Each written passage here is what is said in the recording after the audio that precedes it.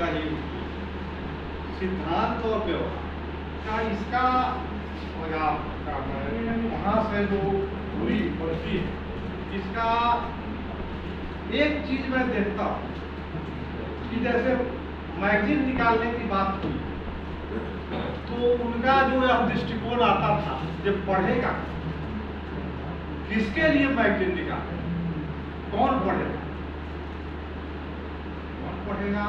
जब यहाँ पर आकर मामला रुक जाता था, लेकिन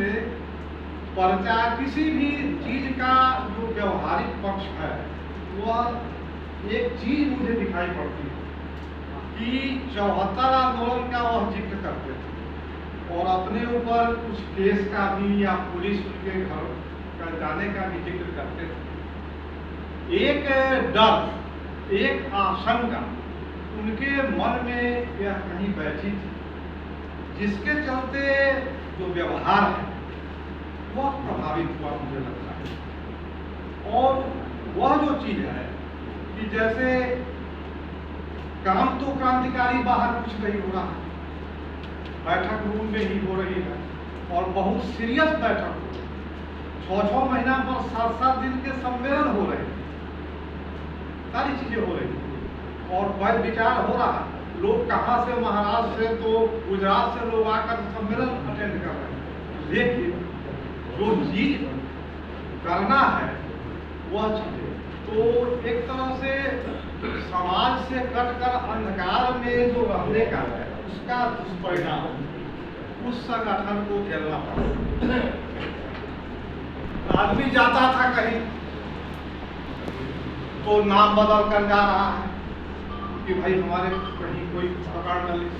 इस तरह का कि उसका सबसे अति रूप यह हुआ कि CPIML लिबरेशन द्वारा जो है पटना कॉलेज में छात्र सभा का आयोजन था। सहारा राजनीतिक केंद्र के जो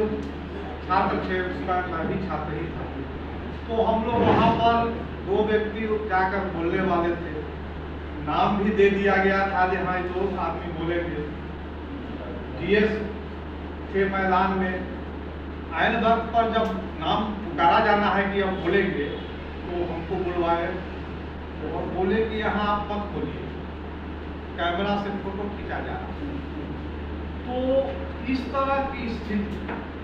फिर 2 साथी थे, हम उसको बोले मेरा भी चला है, लेकिन यह जो चीज दर्शाता है कि कैमरा से फोटो खींचा जा रहा है तो क्या, जब बाहर ही घूम रहे हैं, समाज में ही घूम रहे हैं, तो रिस्क, एक साहस, वह तो एक सामान्य चीज है, उसको तो करना ही पड़ता है। लेकिन वहां से हम लोग चले तो हर करना क्या है, किसी भी व्यक्ति से जो आपके संबंधी हैं, मित्र हैं या पूर्व के मित्र रहे हैं और अब आपके संगठन के विचारधारा के साथ नहीं है, तो बुर्जुआ विचारधारा के हैं, तो भाई उनसे संपर्क मत रखिए, रोड पर भी भेंट जाए तो नजर फेर कर चले जाइए। इस तरह के जो समाज से करते हैं इसका दुष्परिणाम झेलना पड़ा। उस समय मैं यहाँ का या शायद ही कोई लॉज बचा होगा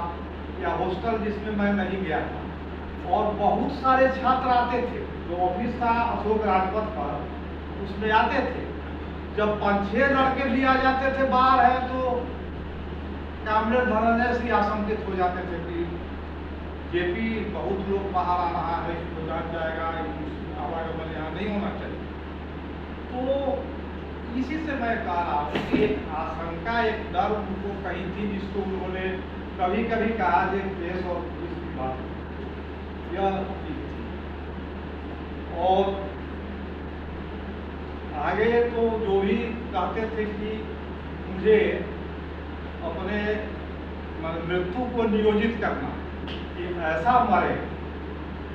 लाल झंडे में मरे, कि उसको मैंने आप तैयार करेंगे आप कैसे मरेंगे कम्युनिस्ट। लेकिन यह कहना तो आसान है, लेकिन इसके लिए वास्तव में वह भौतिक स्थिति तैयार करना भी, परिस्थितियों का दास आदमी है तो निर्माता भी, और खासकर भारतीय समाज में कि जब ही कोई भी जवान आदमी है, युवा जो क्रांतिकारी दिशा में बढ़ता है, तो समाज कहता है कि अभी तो जवान हो, जब तुम्हारी शादी होगी तब सब क्रांतिकारिता निकल जाएगी, देखेंगे, और अभी तो नास्तिक बन रहे हो, जब मृत्यु होगी वो अभी देखेंगे। तो हमारा जो भारतीय समाज जो कहा जाता है, कॉमरेड बलदेव झा ने कहा कि मृत्यु और जन्म पर नियंत्रण नहीं, लेकिन मृत्यु पर वह हल नहीं है जो जन्म के समय। आप क्या कर रहे हैं, आप अंत में समय में क्या हुआ, कॉमरेड धनंजय सिंह का कोई संगठन नहीं है जो इसका आयोजन कर सके, मित्र मंडली आयोजन कर रहे हैं, क्या कर रहे थे, वह एक सांगठनिक धारा से अलग होकर एक व्यक्ति का जीवन जी रहे हैं, जिन कारणों से जी रहे हैं। लेकिन दूसरी बात कि अगर आप किसी संगठन, क्रांतिकारी संगठन में हैं, तो आप उम्मीद जगाइए कि आपके